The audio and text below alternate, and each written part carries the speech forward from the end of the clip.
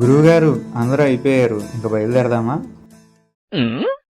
అందరూ అయిపోయారన్నావు కదరా, వాళ్ళెవరో ఇక్కడే తచ్చెట్లాడుతున్నారు. వాళ్ళ కూడా పిలువు, వాళ్ళ సమస్య ఏంటో పరిష్కరించేద్దాం.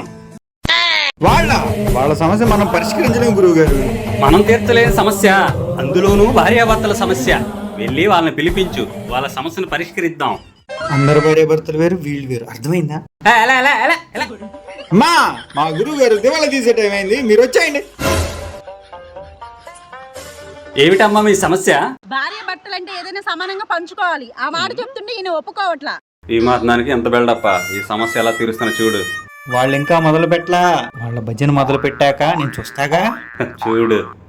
ఏమయ్యా, ఆవిడ పద్ధతిగా చెరుసగం పంచుకుందాం అంటుంది, నీకేమిటి మాయరోగం? ఏడ్చావులే, ఆవిడ పంపకాలు ఎలా ఉంటాయో మీరే చూడండి. ఇంతకీ ఏం పంచుకుందాం అనుకుంటున్నారు, ఎలా పంచుకుందాం అనుకుంటున్నారమ్మా? భార్య భర్తలు అన్నాక కష్ట సుఖాలు ఉంటాయి. కష్టాలు ఆయనకి, సుఖాలు నాకు పంచుకుందాం అనుకుంటున్నా. తప్ప అండి? నువ్వు చెప్పినప్పుడే నీ వినుండాల్సిందిరా. ముందాలను పంపించే.